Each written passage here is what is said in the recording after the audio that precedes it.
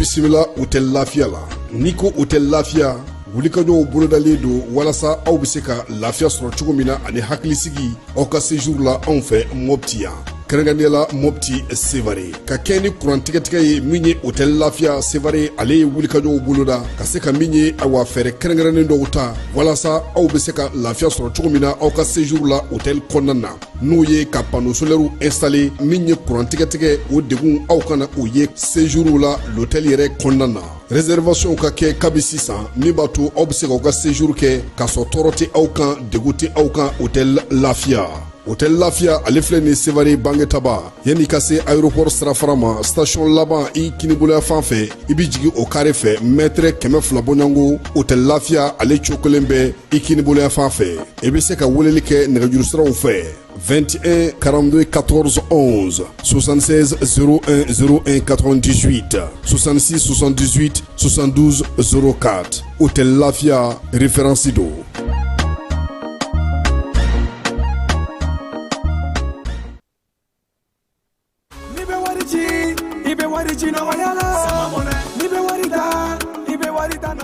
Sama mɔnɛ bi maliyɛnw jɔrɔna ko n'u hamina ko dɔn o de la sama mɔnɛ ma fɛn fara a ka wari cili musakaw kan wa a ka nɔgɔn ni Mali wari ci siraw bɛɛ ye a ma da aw ma dɛ sama mɔnɛ bi dɔ fara aw de kunna wari kan ni wari bonisi ye awɔ ni wari bonisi ye kɔni aw ka sanni kɛ ni sama mɔnɛ application ye aw bɛ wari sɔrɔ aw ka compte bonisi la ka daminɛ crédit la abonnement télé fo ka taa se courant ni ji sarali ma aw bɛ bonisi sɔrɔ nin bɛɛ la n'a ka bonisi buguna dɔrɔn aw bɛ se k'a yɛlɛma aw ka sama mɔnɛ compte la ka sanni wɛrɛ kɛ n'a ye walima ka taa wari jɛ bɔ an ka lasigiden dɔ fɛ yen aw ye mɔnɛ bɔ aw yɛrɛ la a k'a si filɛ sisan ni sama mɔnɛ application téléchargeli ye Play Store walima App Store kan ka sɔrɔ k'aw tɔgɔ sɛbɛn ni sama mɔnɛ ye aw de kunna wari bɛ augmenter sama mɔnɛ i yɛrɛ ta awɔ i yɛrɛ ta ni yɛrɛ ta ye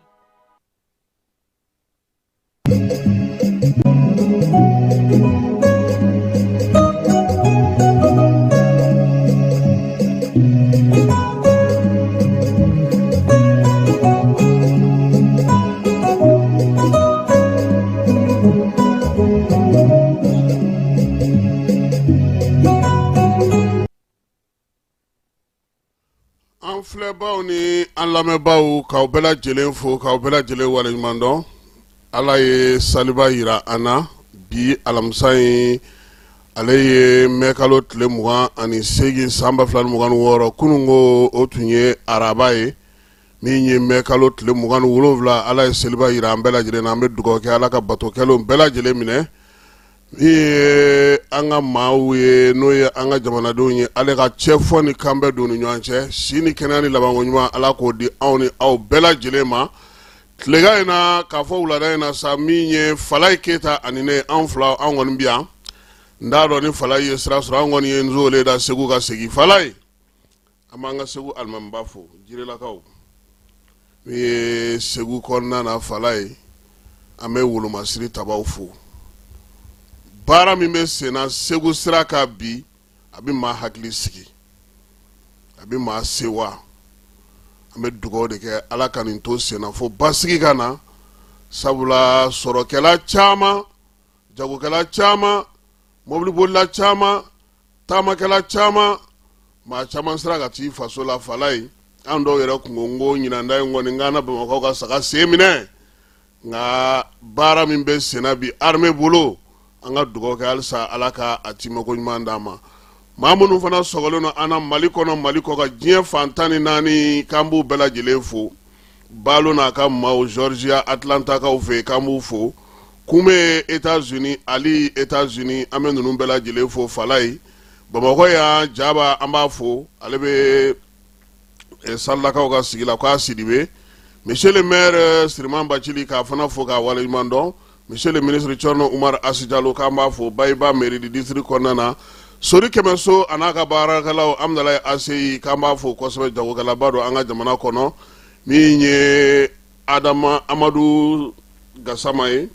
an b'ale fana fo kɛrɛnkɛrɛnnenya la domaine cour kɔnɔna na domaine baarakɛla don an b'a fana fo k'a waleɲuman dɔn. Jalafarakaw ka maire Seydou k'a fana fo n'o ye Seydou Sakɔ ye a n'a ka maaw bɛɛ lajɛlen a ka duguladen bɛɛ lajɛlen k'an bɛ Jalafara bɛɛ lajɛlen fo min ye monsieur le maire ale sababuya la bi Falaye n'i ye ko jateminɛ i b'a ye k'a fɔ ko min ye sɛgɛnnafiɲɛbɔ a bɛ kɔmɔsuruku k'a ja kosɛbɛ nka bamananw ko kɔmɔsuruku a maaminɛbali sɛbɛnɛ wara ka fisa a ye han sabula bamananw ko tuguni Falaye ko n'i ye diɲɛ magobatigiw ɲininka a bɛ k'olu ɲɛna ko diɲɛ datɔ don kura ye k'a sɔrɔ min ye i bɛ min sɔrɔ ye Falaye maa ka sɔrɔlen bɛɛ lajɛlen t'i nafa wa min ye maanifin ye i tɛ se ka bɛɛ lajɛlen wasa bi anw ka jamana kɔnɔ Falaye balimaya gɛlɛyalen don i ko sinanya min ye balimaw ye olu tɛ se ka ji kɛ ɲɔgɔn tɛgɛ o la sa bɛɛ lajɛlen kɛlen don k'i ɲɛjɔyɔrɔ kɛ teriya ye n'an dɛsɛra min na an b'a fɔ k'an y'o to Ala ma Falaye nka min ye fugariya ye kɔrɔ foyi ma sɔrɔ o la dɛsɛ ale kɔ anw ka jamanaba in kɔnɔna na bi Falaye an k'a dɔn k'a fɔ ko min ye wari Falaye wari o ye kungo ye dɛ nka fantanya o man ka kɛ lebu ye maa si bolo sabula jabaru mana bɛɛ lajɛlen da k'i da kan tugu i la n'i yɛrɛ y'a dɔn k'a fɔ k'i bɛ se ka dɔ kɛ i bɛ wuli k'i jɔ sabula maa minnu cɛ sirilen olu de bɛ se ka dɔ kɛ u yɛrɛ ye bi ka jabaru masa fo k'a waleɲuman dɔn seko ni dɔnko tigilamaw min ye batokɛlaw ye min ye jamana kɔnɔna wulikajɔkɛbaw ye Falaye k'u fo Sugunikura la k'a daminɛ tɛmɛfu feerela nɛgɛfu feerelaw ka taa se min ye Sugunikura moto feerelaw moto baarakɛlaw moto taxikɛlaw ka taa se yuguyugu feerelaw ma Falaye an b'u fo min ye suguba feerelikɛla sugu fɛn fɛn bɛ suguba kɔnɔ k'a bɛɛ lajɛlen fo Manlɛkura Salenkura Kuluju k'olu fana maaw fana fo Dabanani ka foli ta ka ɲɛsin ye sugu feerelaw sugula baarakɛlaw fana ma Falaye tailleur boucher livre kɔrɔ feerelaw fana bɛ yen dɛ an b'u fana fo k'u waleɲuman dɔn maa maa bɛ dɔn ɲini a yɛrɛ ye cɛsiri ni timinandiya la k'aw bɛɛ lajɛlen aw saamɛ Ala k'an ka seliw caya saamɛ tɛ ɲina an ka jɛ k'o seli ɲɔgɔn fɛ Caman Diko k'a fana fo a n'a ka denbaya filaninw fa don k'an ka foli bɛ s'a ma nin ye an don k'an ye bi tilegan in na bɛɛ lajɛlen folen kɔfɛ an n'a kara a kuru la sɔɔni.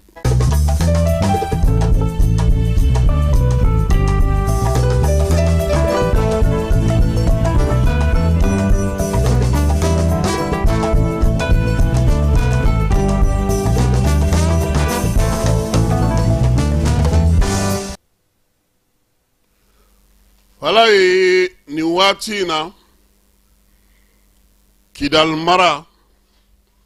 babu barika boyanen don ale ka kosɛbɛ nka min ye cɛncɛnfuga jamanaw ye a yirala k'a fɔ min ye nansaralakaw ka u ka kunnafonidilaw ye olu ye waleya min ta ko bolo man ka da sen kan k'a ko to ten cogo la sabula bɛɛ lajɛlen ye min na kɔlɔsi nin waati laban in na o ye k'a fɔ bamancɔni juguwalekɛbaw u dungo fɔ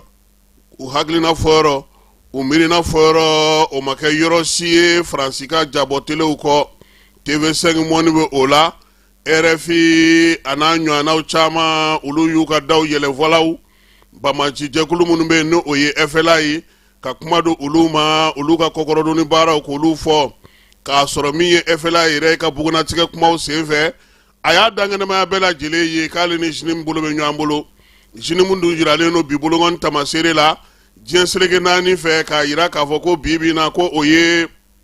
bamanci jɛkulu ye nigɛlɛya jɛkulu don min ye Nations Unies ye ale yɛrɛ y'o fɔ nin waleya bɛɛ kɛlen kɔfɛ Faransikaw sera ka mun sɔrɔ ka fɔ RFI fɛ u ye bataki jan bɔ sa k'a yira k'a fɔ min ye FLA ye k'o ti bamanci jɛkulu ye yɛrɛlajɛya ko ta na sira fɛ u taar'u yɛrɛ coro sabula bibi na bɛɛ lajɛlen y'a ye k'a fɔ min kɛra min ye ɛfɛla maaw ye u ye maanifinw tontan k'u nantan kidali kɔnɔna na i n'a fɔ bamanciwale ka walekɛbaw y'a kɛ cogo min na n'o y'a sɔrɔ RFI y'a ka sɛbɛn kɛ k'a kɛ k'a b'u lajɛya a y'u tɔ kari u kun kan o la sa maaw bɛ ka ɲininkali de kɛ bi AES ɲɛmaaw bɛna n'o sigi ka nin ko in filɛ wa AES fɛɛrɛ b'a bolo wa AES yɛrɛ bɛna na mun jaabi di n'i ye AES ta k'a jateminɛ Mali Burkina Nigeri olu de bɛ a kɔnɔ ko yalama Faransikan ni kunnafoni gafeso ninnu RFI ni TV5 Monde n'a kirikarakiriw ko u bɛna na to tan wa o la sa ko fo wuli ka jɔ ka kɛ cɛsiri ka kɛ ka sariya siraw ta ka olu lajɛ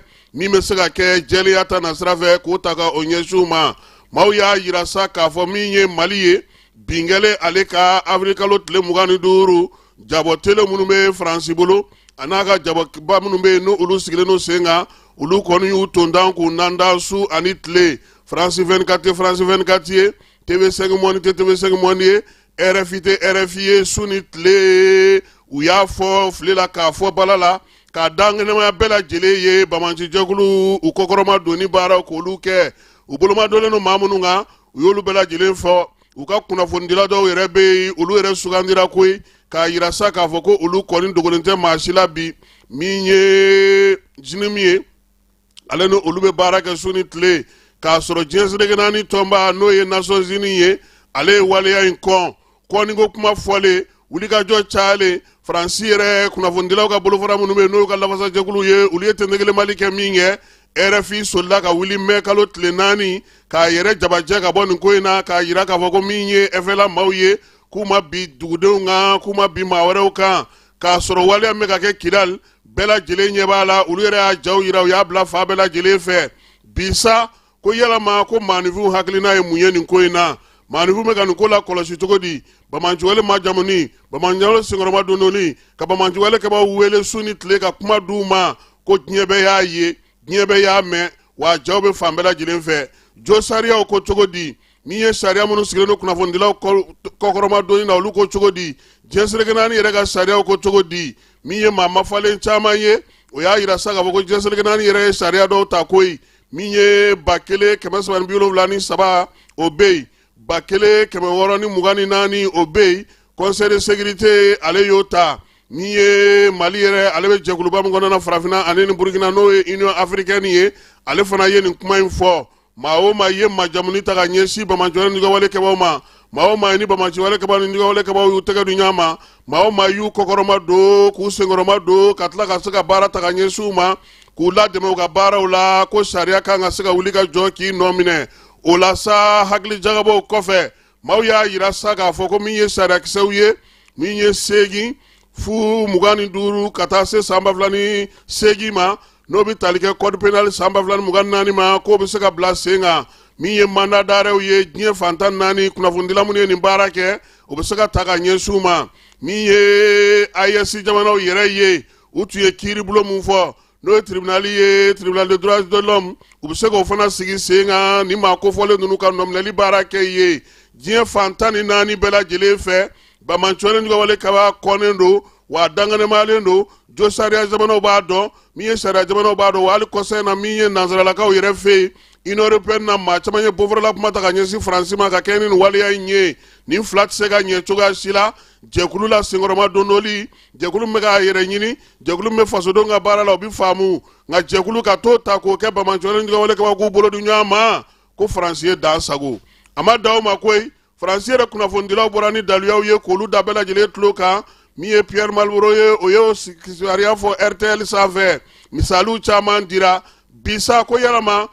cɛncɛnfuga jamanaw bɛna n'o sigi k'u bolo fila da o sen kan wa kiiribulonw dayɛlɛlen don u ye fɛɛrɛw sigilen don sen kan u bɛ se ka wuli ka jɔ kɛ yɔrɔ min yaasa nin ko in hali ni fɛɛrɛ ma ɲɛma sɔrɔ a la a ka fɔ kɔni k'u m'aw sigi k'u ɲɛ jɔ a ko la ten sariya minnu bɛ yen olu la waleyali ko ta nasira fɛ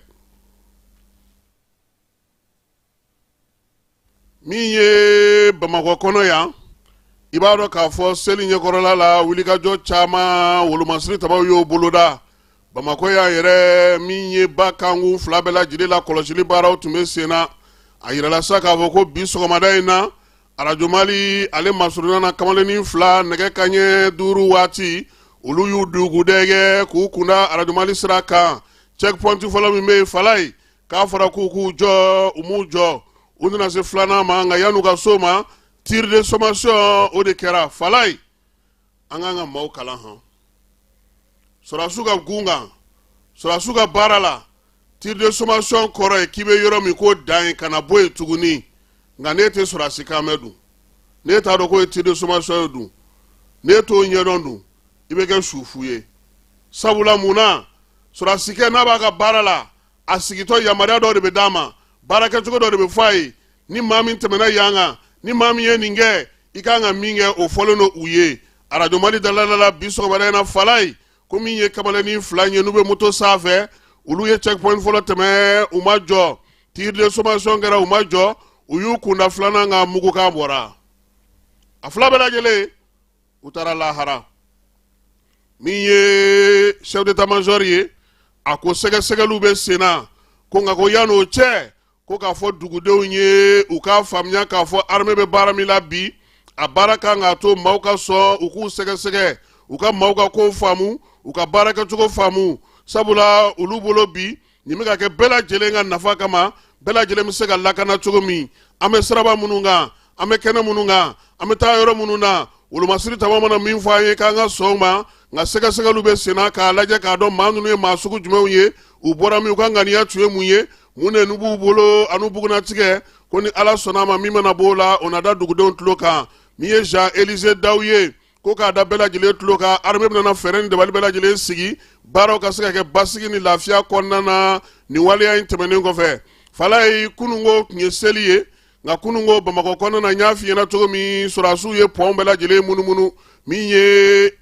irisilakaw ka cɛden minnu b'an fɛ yan u ye bamakɔ ta a jɔ seleke fɛ falai munumunu salo ni lakana pankuruw fana tun bɛ munumunu na an bɛ taa segu kuma min falai faya kɔnɔna kɔni eliko min tun b'anw sanfɛ a ka ca dɛ a sira kan tiɲɛ yɛrɛ yɛrɛ la ala ta kɔfɛ ninnu tɛ se ka to yen ko bingali ka kɛ nka an bɛ dugawu de kɛ sira ka to o lakana in hukumu kɔnɔna na sabula kɛlɛkɛ cɛ minnu bɛ dugu ma o de ka ca kosɛbɛ nin ye kununko seli ye bamakɔ kɔnɔna na lakɔlɔsili min tun bɛ ka kɛ irisilakaw ka wulikajɔ n'u ka cɛsiri o baara min tun bɛ ka kɛ bamakɔ k'a daminɛ nin tɛ pɔnfadi ye sawa fala ye pɔnfadi ka bɔ dawudabu torokɔrɔ yan fan fɛ quartier mali yan fan fɛ ka taa dugu kɔnɔ o de filɛ nin ye o la sa olu kɔni y'u ka minɛnw bɛɛ lajɛlen cɛ i b'a dɔn n'olu bɛ taa olu b'u ka fɛn bɛɛ lajɛlen de bila a la degun bɛ yɔrɔ min kɛlɛ bɛ yɔrɔ min min ye fɛn siganama bɛ yɔrɔ min ka se k'o lakɔlɔsi u ka siraw bɛɛ lajɛlen fɛ olu b'o o de wuli k'o jɔ ka sɔrɔ ka sira minɛ pɔn tigɛlen falai u y'u kunda min ye an b'a fɔ yɔrɔ min ma sa ko ACI sira jumɛn Nkwame Nkrumah ale bɛ sigi sira min kan ale ka monument bɛ sira min fɛ u taara o sira de fɛ sabula n'i y'a ye échangeur fila in u bɛ tɛmɛ o bɛɛ lajɛlen kɔrɔ nin ye Modibo Keyita ka mémorial yɔrɔ ye u bɛ tɛmɛ nin bɛɛ lajɛlen la ka taa se kɔnɔba ma fana u bɛ tɛmɛ kɔnɔba fana na ka sɔrɔ k'u kunda sa Lafiyabugu sirafara ale kan kununko nin baara de kɛra wa u tilara tuguni ka munumunu salo kɛ fa bɛɛ lajɛlen fɛ fala waati kelen Kidal kɔnɔna na kabini nɛgɛ kaɲɛ fu waati armée lakɔlɔsili bonya kosɛbɛ Kidal fan 14 bɛɛ lajɛlen fɛ o la sa bamancɔle ni ɲugawale kɛbaw u yɛrɛ kɔkɔrɔdonbaw maa minnu b'u senkɔrɔma dondo olu yɛrɛ de da y'a fɔ u ka bɔlɔlɔ siraw n'u ka kibaruya di siraw fɛ ko armée minnu gosi ko bamancɔle kɛbaw don 1h du matin minnu tun bɛ Kidal misiri kɔnɔ ko olu ye kɛlɛkɛlaw de ye min ye Bilal ak Sherif ka so se kɛra ale min ma ko bamancɔle kɛbaw tun b'a kɔnɔ nin waati in na kɔni Kidal maa min bɛ dugu kɔnɔ a man ca dɛ sabula kuna sini ko Kidal ka fɛn fɛn sera Gawo kɔnɔna na balo taara d'olu ma jamana ɲɛmaaw fɛ Kidal maire bɛ yen Kidal kafotigiw bɛ yen Kidal ɲɛmaaw bɛ yen Kidal maa bɛ yen k'o tun bɛ Kidal n'olu sera k'u senfa ka bɔ duguden foyi tɛ yen bi min bɛ Kidal dugu kɔnɔ fala ye a tɔ ye bamancɔle kɛbaa minnu bɛ k'u yɛrɛ ɲini ka bɔ olu ni Irisu ni Mali sɔrɔdasiw olu de kɔni bɛ ɲɔgɔn na su ani tile u yɛrɛ de ka kunnafonidilaw ko maa minnu gosira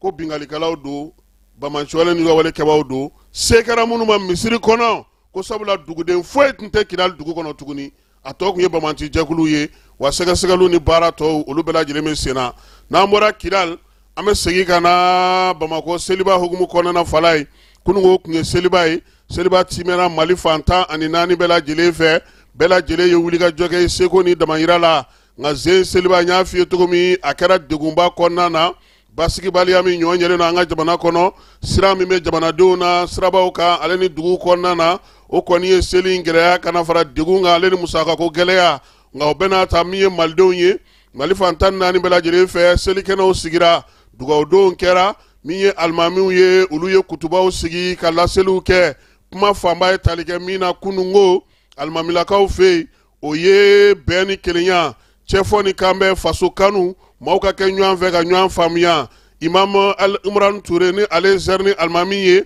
a ka kutuba fa bɛɛ lajɛlen bamanankan na a ye tali kɛ min na o ye maanifin i ka k'i faso fɛ i ka faso kanu min ye jamana ye n'a bɛ degun na maaw ka hinɛ ɲɔgɔn na maaw ka ɲɔgɔn toboto an ka bɔ ɲɔgɔn kalama an ka jamana dɛmɛ sabula min ye jamana dɛmɛ foyi to o bɔ min ye Al-Imran Ture ye a y'a ɲini silamɛw fɛ k'a ɲini maa ɲɛnɛmaw fɛ k'a ɲini sigida maaw fɛ bɛɛ lajɛlen k'a dɔn k'a fɔ k'i faso i ka o kuma bɔ o de fana ye baaraba ye min jɔra ka bɔ diinɛtigiw bolo a ye dugawudon kɛ sa bɛɛ lajɛlen ye si ni kɛnɛ labanko ɲuman Ala k'o di bɛɛ lajɛlen ma Al-Imran y'a ɲini sifinw fɛ u ka wulikajɔ kɛ u ka dɔ fara faso kanu kan k'a ɲini maaw fɛ maa se bɛ fɛn o fɛn na dugaw la Ala ko la i k'a kɛ fa bɛɛ lajɛlen fɛ yaasa Mali an bɛ degun min kɔnɔ an bɛ se ka bɔ a kɔnɔ cogo min hiji taala minnu fana bɛ yen a ye dugaw ɲini olu fana fɛ k'u to hiji kɛnɛ kan ka dugaw kɛ Mali ye Mali bɛ se ka ba sigi cogo min fala i b'a dɔn k'a fɔ min ye seli in ye ale sinsinnen don min kan o ye laya ye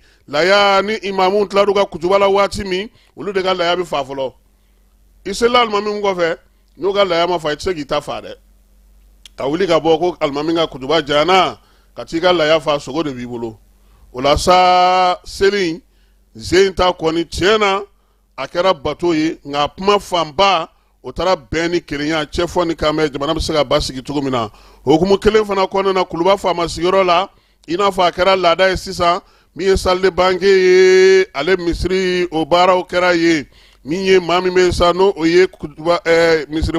misiri alimami ye fala ye ale yɛrɛ nana kɛnɛ kan n'o ye Alimamudu Ture a fana ye laseli kɛ ka bilasiralikanw fɔ bɛɛ ni kelenya ni cɛfɔ ni kanbɛn bɛ se ka sigi cogo min na kɛnɛ in kan ye jamanakuntigi tun bɛ yen n'o ye général d'armée Asimi ye a ka premier ministre n'o ye général de division Abdoulaye Mayiga ye CNT maa ɲɛma n'o ye général de corps d'armée Maliki Jaw ye ka taa se finitigiw ni ministre ma lasigiden minnu b'an ka jamana kɔnɔ n'olu ye silamɛ diinɛ lasigidenw ye olu bɛɛ lajɛlen tun bɛ kɛnɛ kan jamanakuntigi yɛrɛ nagakɔrɔ baarakɛlaw ani maa caman u bɛɛ lajɛlen nana sa min ye sali ye k'a kɛ dugawudon k'o kɛ jamana ye bɛɛ ni kelenya cɛfɔ ni kanbɛn u bɛ se ka sigi sen kan cogo min na baaraw bannen Asimi Goyita ye min sɔrɔ ka fɔ Radio Mali maaw ye ale ni a yɛrɛ ka kunnafonidiyɔrɔ maaw n'o o ye kuluba faama sigiyɔrɔ kunnafonidilaw ye colonel Baba Siseka maaw an ka jɛ an ka o lamɛn olu ka kumaw baraw la.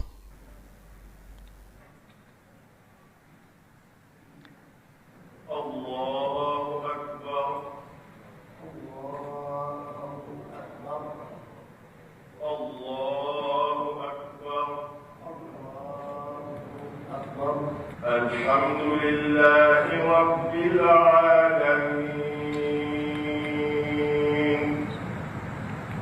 الرحمن الرحيم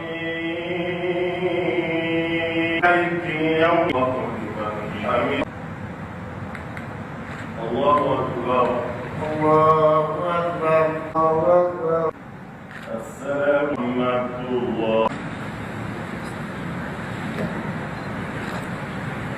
An bɛ Ala barikada Ala min ye bi don yira an bɛɛ la k'Ala fo k'Ala waleɲuman dɔn bi ye donba ye don mun ni fara ɲɔgɔn kan don mun ni tasibila don mun ni Ala deli don an bɛ Ala barikada Ala m'o yira an bɛɛ la ka Ala deli Ala ka an ka sanw caya Ala ka an ka batow jaabi Ala ka ina an ka tabaw la an ka jamanadenw man Ala ka nɔgɔya d'u ma ka jamanadenw fo k'u waleɲuman dɔn sabula da kan ɲina seliba a bɛnna waati min ka gɛlɛn o n'a ta bɛɛ fana janfa min silamɛ an ka jamana kan jatigɛwale n'u dɛmɛbagaw fɛ o fana nana dɔ fara dekun ni gɛlɛya kan n'i y'a jateminɛ bi ni janfan bɛ silamɛ an ka jamana kan sabula da kan an ko an ka kan yɛrɛ ye an ka jamana sɔrɔfɛn ka kan an ka sɔrɔfɛn ye a ka kɛ an ka jamanadenw ka nafa sɔrɔ kan o hukumu kɔnɔna la jatigɛ wale mɔgɔw dɛmɛbagaw jamana wɛrɛw u ye janfan ta se an ka jamana ma n'i y'a ye jateminɛ jatigɛ wale bolo caman bɛ yen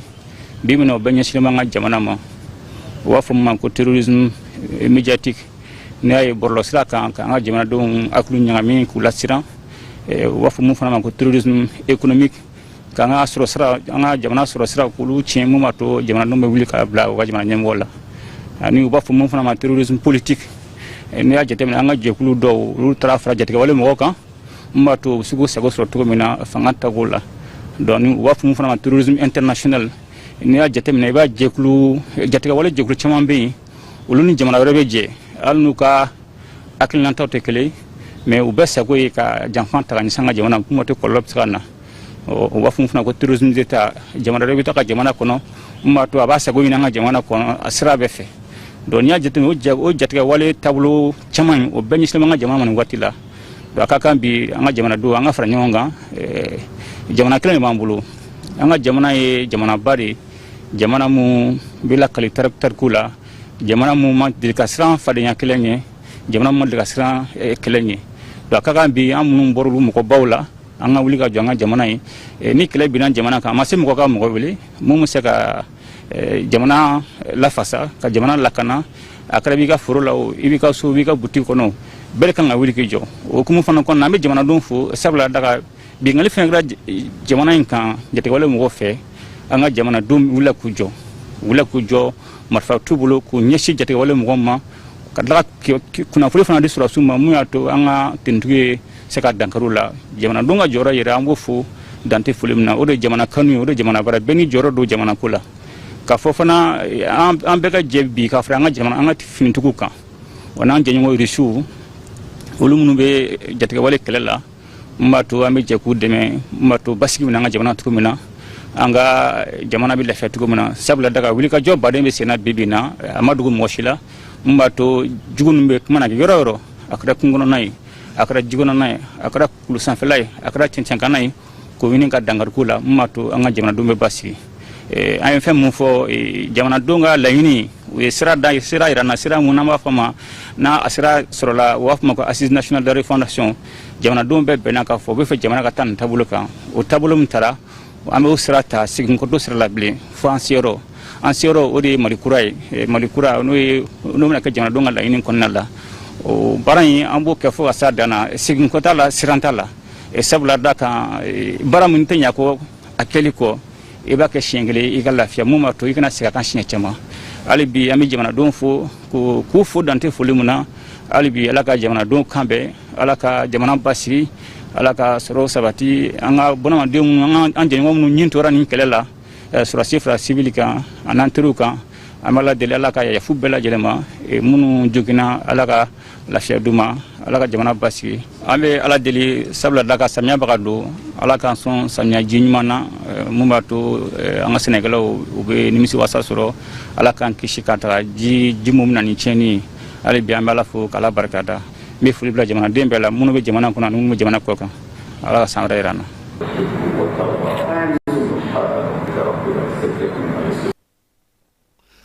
hala an bɛ taa makan i b'a dɔn k'a fɔ ko min ye nin kalo in tile 9 o tun ye arafa don ye arafa ale baaraw bannen kɔfɛ pewu mali a ye selikɛnɛ sigi nin y'a siɲɛ 3nan ye kabini u taara gouvernement ale ka laɲini hukumu kɔnɔna na Ibrahim Jawara seli in kɛra cogo di ani kuranɛkalan in kɛra cogo di an k'ale sɔrɔ makankaw fɛ yen. an balima asilamɛw assalamu alaikum bi ye selidon ye mali la alhamdulilayi seliba kalo tile 10 madinɛ tɛmɛnen kɔfɛ ani maka ni ye aw ye arafa kuranɛkalanba ni k'a labɛn laɲini kelen pewu ka dugawu don kɛ mali jamana ye ala ka mali sabati ala ka mali banba ala ka mali jiri a ɲɛmɔgɔba sa Sheikh Umaru Kuyate alhamdulilayi u ye kɛnɛba sigi bi arafa don yan nɔ cogoya min ni kuranɛ ni k'a kalan mali ye k'a jigi siɲɛ caman dayilu khairati fana kala alhamdulilayi rabbil alamin an balimaw nin kɛnɛ in kan almadire kuranɛ kalan o maga kuranɛ kalan o arafa ta a bɛɛ kunkolo pe dɔrɔn de ye an ka minisiri min ɲini an fɛ a ka min bonya d'an ma an ka dugawu kɛ jamana ye ka dugawu kɛ jamana armée ka dugawu kɛ transition ye o kɛlen an ma wajibi ye sanuko tɛ wariko tɛ minisiri ka fɛn d'an ma minisiri y'a bɛɛ d'an ma ka ban minisiri moyen bɛɛ d'an ma a bɛ kalanko lilayi ala kosɔn ka jɛ ka alikola yira ala la mun min ala kumakan ye ka mali ta ka mali da kɔlɔn ka yira ala la ala ka ɲa mali ma ka mali bɔ ni janfa in kɔnɔ ala ka mali sɔrɔsiw dɛmɛ kɛlɛkɛnɛ bɛɛ kan mali ta transition bɛ bi ala k'u dɛmɛ ka sɛbɛnna d'u ma ka mali ta fanga d'u ma minisiri de ɲini an fɛ dogo ni bange la. Dr Mahamadu Kone n'ale ye diinɛ minisiri ye ale de a ɲini an fɛ n'an sera fan o fan an ka kuranɛ kalan jamana ye o tuma kuranɛ kalan fɔlɔ kɛra Maka filanan kɛra Madinɛ nin ye a laban ye Arafa laɲini kelen pewu ka dugawu don kɛ jamana ye ala ka mali sabati ala ka mali banba ala ka mali jidi mali gouvernement a bɛ baaraba min na jamana in kɔnɔ ala ka sabati a bolo. Aye na ɲɛfɛ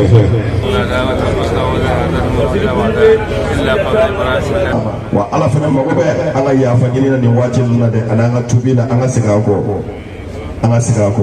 an balimaw nin kuranɛ jigiba in kɛnɛ kan sa mali ka consul jida sherifu hamidu ba an y'a ye kɛnɛ kan ka na fara an ka arafa don an ka ɲɛnamaya ɲɔgɔn fɛ an balima silamɛw o tɛmɛnen kɔfɛ délégué général Dr Abdul Fatah Sise a fana tun bɛ nin kɛnɛ in kan ka na fara hejidenw kan an ka jɛgɛni kuranɛba in jigi mali jamana ye. Balimaw o tɛmɛnen kɔfɛ aw bɛ dugawu kɛ an ka autorités ye inshallah n'a ye dugawu kɛ ni baara ɲɛɲɔgɔn bolo a bɛ ɲɛ an bɛɛ de bolo u ka wuli ka jɔ aw bɛ ɲɛma la su ni tile aw ɲɛma la autorité bɛ mun kɛra pour que jamana ka basigi donc an ka dugawu k'aw ye. N bɛ an ka jamana marabagaw fo n'aw y'a ye an ye baara o baara kɛ ka se nin ma olu de y'an dɛmɛ kɛrɛnkɛrɛnnenya ministre des affaires religieuses du culte et des coutumes a docteur Mohamed Omar Kone aw yɛrɛ ɲɛ b'a la baara minnu kɛra alhamdulillah an kun bɛ yɔrɔ min na a labɛnna cogo min na ani an bɛ bi arafa kɛnɛ kan bi yɔrɔ min na bi an ni kulu foyi tɛ ni ɲɔgɔn cɛ ka yɔrɔ ɲuman sɔrɔ ten nin bɛ gouvernement de transition ka dɛmɛ ye ministre ka dɛmɛ ye. Alhamdulillah an balimaw a k'a dɔn k'a fɔ Sheikh Umaru Kuyate a n'a ka jama surtout a n'u ka ɲɛmɔgɔba Dr Usman Soliu Tarawele u ye kɛnɛ min n'a bɛ kuranɛ kalan in na kɛnɛ sabatira kɛnɛ ɲɛna. اللهم زينا بزينة القرآن وأكرمنا بكرامة القرآن والبسنا بقراءة القرآن وعافنا من كل بلاء الدنيا وعذاب الآخرة بحرمة القرآن. An bɛ ale minisiri yɛrɛ fo a ka ŋaniɲumanya la simuna minisiri a ye alikuranɛ de bonya k'ala bonya a ye alikuranɛ bila valeur la ka dɔ fara kuranɛ valeur kan hiji kɔnɔ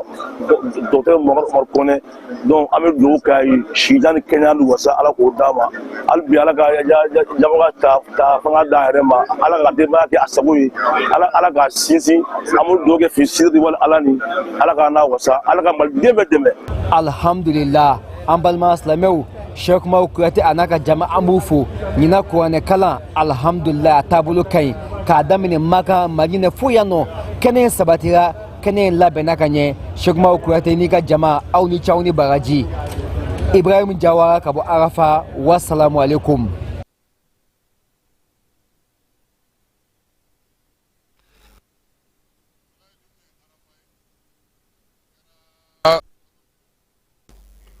yɔrɔ bi kɔni ye kalo tile 10 de ye kunun ye tile 10 ye ko sitanɛ bon daminɛna an tɛ taa o fana kɛnɛ kan sitanɛ bon bɛ kɛ siɲɛ 3 de fɔlɔ kun ye bi an ka t'o kɛnɛ kan. An balima asilamɛw assalamu alaikum bi ye selidon ye Mali la alhamdulillah seliba kalo tile 10 gouvernement ka hejidenw an bɔlen kɔfɛ Muzdalifa ka na Mina sɔgɔmada in na an y'an kunda ka taa sitanɛ bɔyɔrɔ la an balima asilamɛw délégué religieux n'u ka ɲɛmɔgɔba ye Dr Usman Soliu Tarawele a ye karamɔgɔw labɔ alimamiw hijidenw k'u fara ɲɔgɔn kan sɔgɔmada in na an k'an jɔ k'an ɲɛsin ka taa sitanɛ bɔyɔrɔ la ka taa sitanɛ bon sɔgɔmada in na bɛlɛ 7.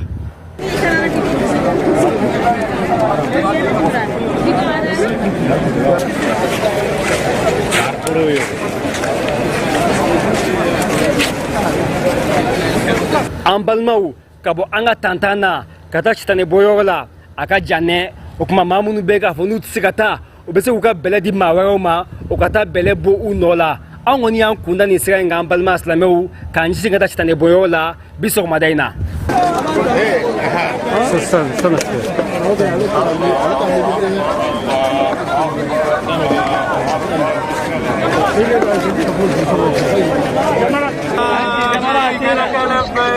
إن الحمد والنعمة لك والملك لا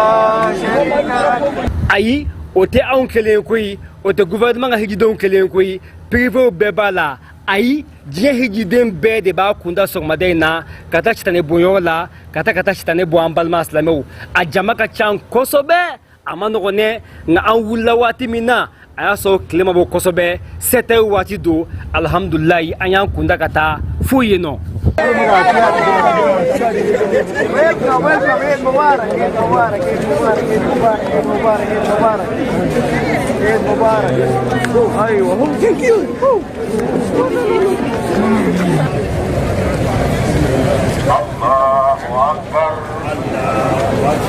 الله أكبر ولله الحمد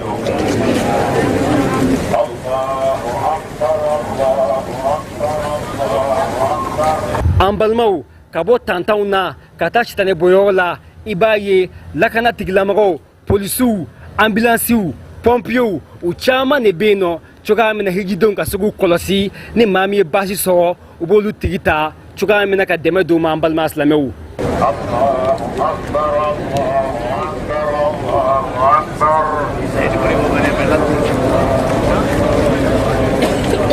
الله أكبر كبيرا والحمد لله.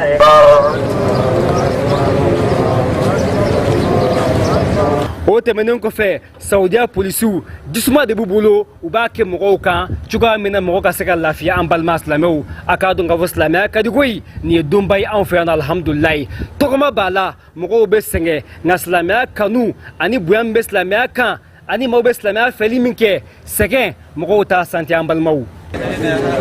والحمد لله كثيرا وسبحان الله بكرة وأصيلا. O kuma alhamdulillah gouvernement ka hijidenw an selen sa sitanɛ bon aw ɲɛ b'a la alhamdulillah filiale gouvernementale bi sɔgɔmada in na u taara ni ka taa sitanɛ bon bɛlɛ 7 ni ka taa fili an balima silamɛw alhamdulillah.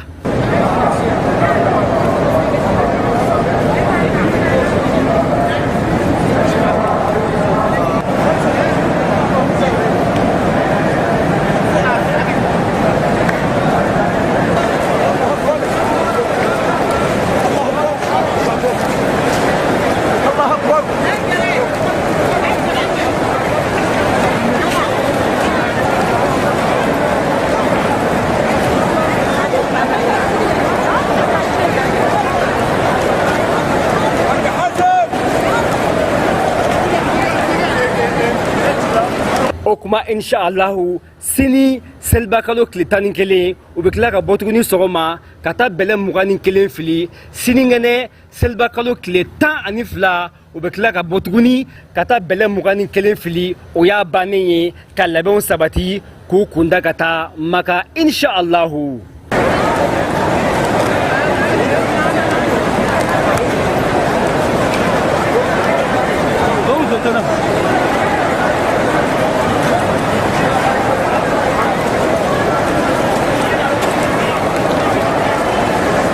Alhamdulillah an balimaw an ye min sɔrɔ sa ka d'aw ma bi sitanɛ bon na gouvernement ka yɔrɔ la min na o de ye nin ye an bɛ dugawu don kɛ a tɔ tile 2 ala k'a nɔgɔya aw ni ce aw ni baraji Ibrahim Jawara ka bɔ Jamaratu la sitanɛ bɔyɔrɔ do koyi wasalamu alaikum. Ayiwa Jawara n'aw bɔra sitanɛ bɔyɔrɔ an bɛ segin ka taa Arafa sabula min ye anw yɛrɛ bolo ni baarakɛyɔrɔ min bolo bɛ ɲɔgɔn bolo n'o ye Dunuya Travel ye ale fana ka hijidenw tun bɛ Arafa kulu sanfɛla la u ye dugawu don ni bato caman kɛ min ye Mali ye a bɛ se ka ko suma cogo min na baaraw bɛɛ lajɛlen ɲɛmaa bɛ maa min bolo sa o ye Amadu Mayiga ye Dunuya Travel fala ye nin ko in senfɛ u ko maa caman Ala ni u ka laseliw fɛ an fɛ yan olu sera ka hiji kɛnɛ sɔrɔ a dɔw bɛ Mali kɔnɔ a dɔw bɛ Mali kɔ kan dɔw yɛrɛ ma se ka taa nka u ye mɔgɔ bila ka taa u nɔ na u bɛɛ lajɛlen Ala ni jani sababu o baaraw sera ka kɛ o la sa ko sango min ye hiji talaw ye u yɛrɛ ye k'a fɔ ko Saudiya ye yɛlɛma don ko la fala ye ko hiji ta tɛ tuguni k'a fɔ ko n b'a bila ko ni waati sera olu y'u ka kurumokali yɛrɛ kɛ kunun na sini ko Arafakaw fɛ yen Amadu Mayiga bɛna ɲɛfɔli k'an ye sabula o y'a yira sa k'a fɔ n'a ka di ye kabini sisan i b'a dɔgɔdɔgɔnin sara a bɛ tɛmɛ numéro minnu fɛ ani baara bɛ kɛ cogo min an ka Amadu Mayiga lamɛn Dunuya Travel a ɲɛmaaba o ye ale ye. Salamu alaikum ni waati in na an bɛ Arafa bugu la alhamdulilayi an bɛ barika da Ala ye Dunuya Travel hiji bɛɛ sera ka Arafa kɛnɛ sɔrɔ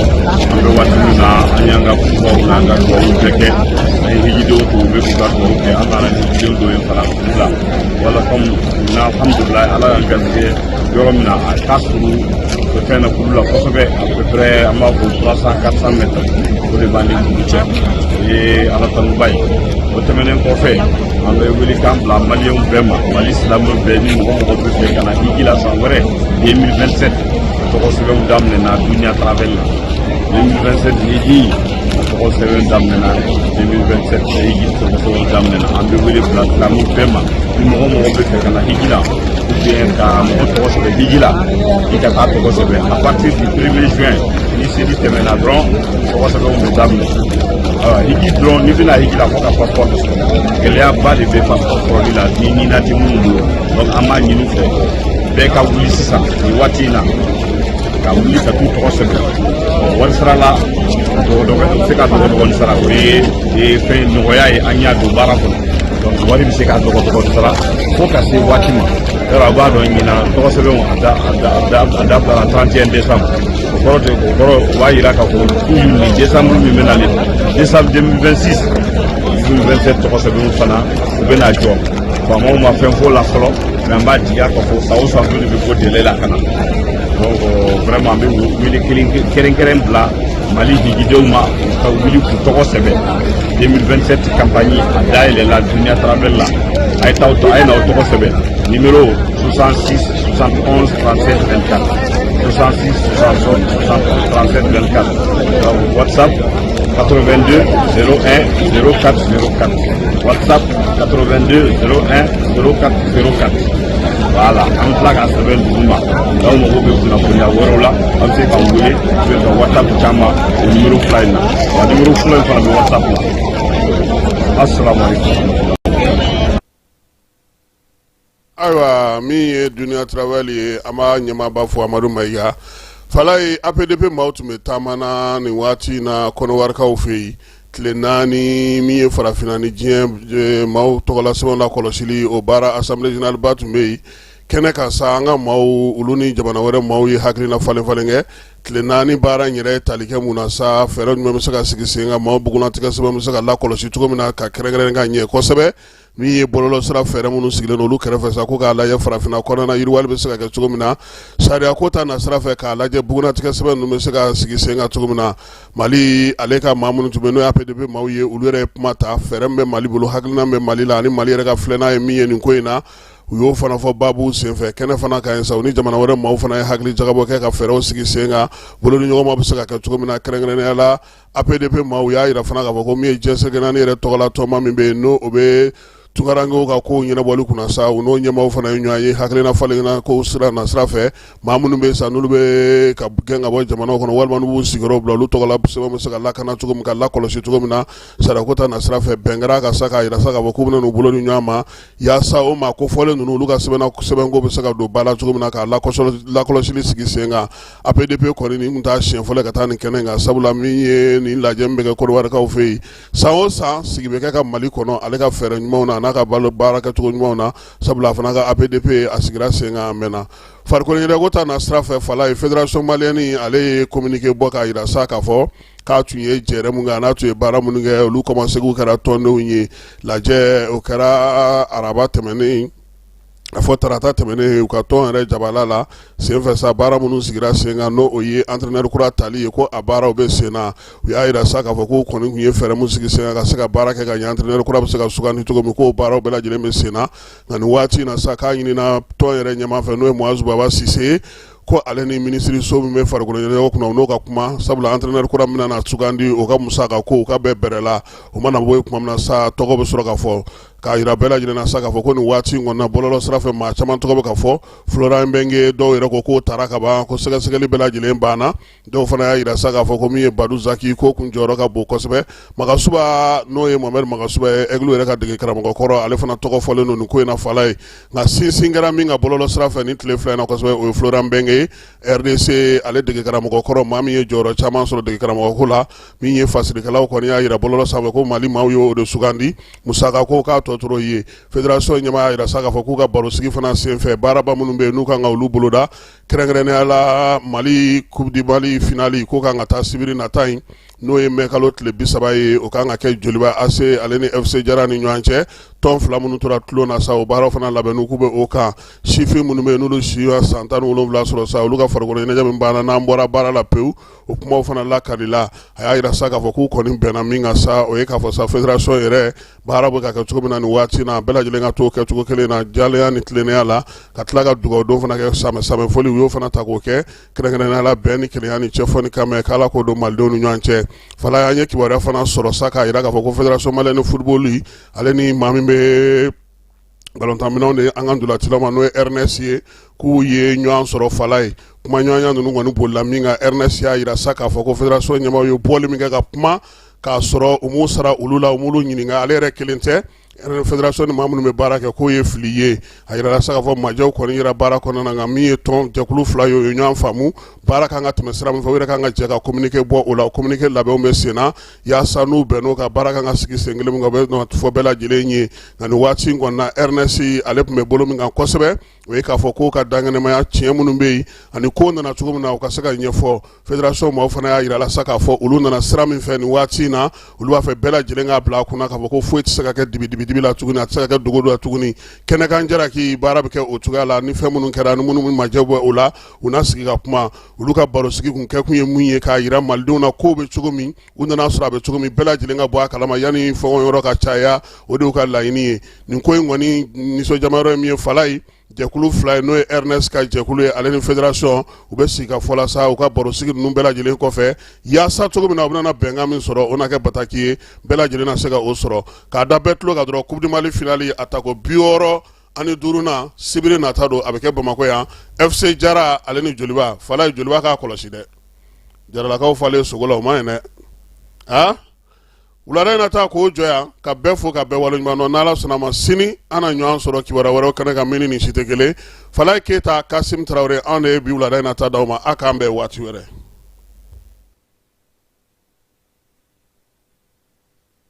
Dugutigi ni wari dafara e passe d'a kan ka sira di ne ma. Sunkalo e kunkolo a tɛ yen dugu wari ko o d'i ma fo dugu ani dugu dun wari t'a de o kɔni kuma t'a la sa e ka sama mɔnɛ to yen i yɛrɛ ta Sita Sidi ka numéro filɛ nin wari ci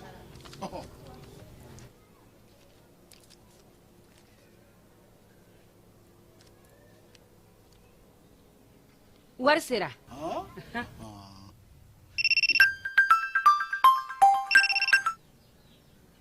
Allo i ye wari sɔrɔ o ɲɛna tiɲɛ yɛrɛ la ko ni sama bɛ maa min ɲɛ ko nkomi t'i gosi ngonga sama mɔnɛ i yɛrɛ ta a sɔngɔ ka nɔgɔn ni Mali wari ci sira bɛɛ ye dépôt ye fu ye wari bɛ ci fu ni application ye wa bɔsara ye musaka fitinin ye sama mɔnɛ ji ni courant bɛ sara n'a ye crédit bɛ ta n'a ye sanni feere bɛ kɛ n'a ye sama mɔnɛ nin y'anw maliyɛnw ta ye a y'a si filɛ ka nkalon bɔ n da